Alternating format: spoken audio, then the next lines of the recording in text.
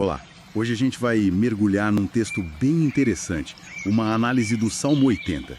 O título já diz muito: O clamor do pastor divino. Olá! Sim, é um salmo muito forte. Pois é, a fonte que a gente tem aqui explora fundo a emoção, sabe? Aquela emoção crua mesmo, de um grito pedindo ajuda, pedindo restauração para Deus. Nosso objetivo aqui é tentar entender as camadas desse clamor todo e também a esperança que, apesar de tudo, parece persistir ali. Exato. O Salmo 80, como essa análise mostra bem, é uma expressão marcante de vulnerabilidade.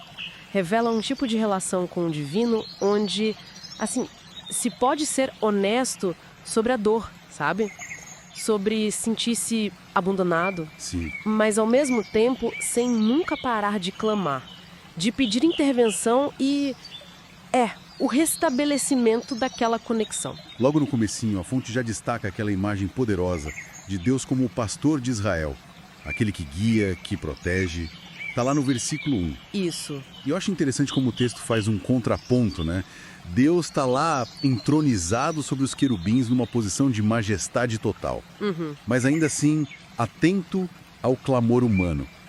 Tem um senso de urgência ali no pedido. Desperta o teu poder. Está no versículo 2. E também, de uma forma que toca a gente, faze resplandecer o teu rosto. É um pedido pelo favor divino que eles sentem que perderam, né? Com certeza. E essa análise também sublinha a honestidade, assim, quase brutal do salmista quando ele pergunta: até quando, Senhor Deus dos exércitos, arderá a tua ira contra as orações do teu povo?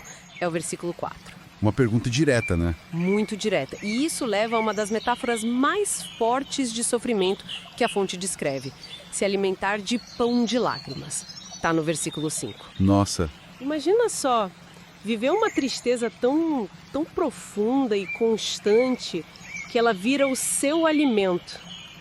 E ainda por cima sentir-se alvo de zombaria dos vizinhos, como diz o versículo 6. Mas mesmo assim tem aquele refrão: restaura-os. Ele aparece nos versículos 3, 7 e depois de novo no 19. funciona como uma coluna vertebral, né? Exatamente. É um pedido que insiste, que se recusa a ser silenciado. Uma teimosia da esperança. É verdade. E outro ponto fascinante que a análise traz é a alegoria da videira, aquela que foi trazida do Egito, né? Versículo 8. Sim, a videira. A fonte explica que ela representa Israel. Foi plantada com todo cuidado por Deus, mas que agora parece que os muros caíram. Ela está exposta. Versículo 12. Isso transmite uma sensação clara de perda, de vulnerabilidade, depois de um tempo de cuidado divino. É uma imagem muito, muito expressiva dessa condição. E de perplexidade também, talvez. Por que isso agora? Sim, pode ser. Mas o interessante é que o clamor não para aí. Ele meio que se transforma em esperança, sabe? A análise aponta para o pedido: volta-te, olha do céu e vê. Cuida dessa videira. Está lá no versículo 14. Ah, sim. E a menção à mão direita de Deus, nos versículos 15 e 17, a fonte interpreta isso como um símbolo de poder, de proteção, né? Exato. A mão direita na simbologia bíblica é poder e proteção.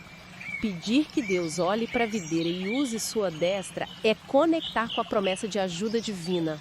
Entendi. É um pedido para que esse poder protetor haja de novo. E isso mesmo.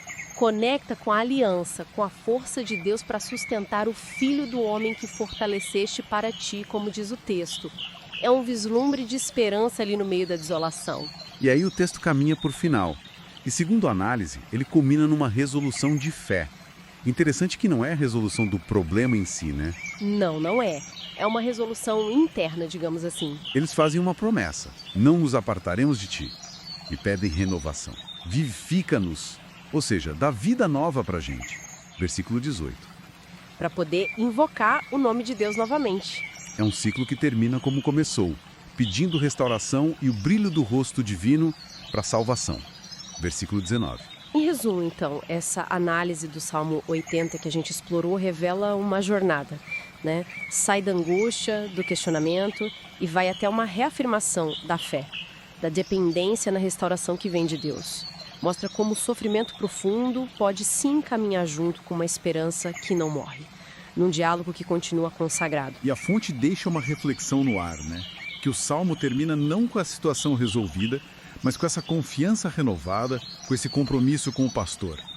E aí fica a pergunta, talvez para quem nos ouve pensar: o que significa manter a esperança, manter o compromisso, mesmo quando a restauração que a gente tanto quer ainda não aconteceu?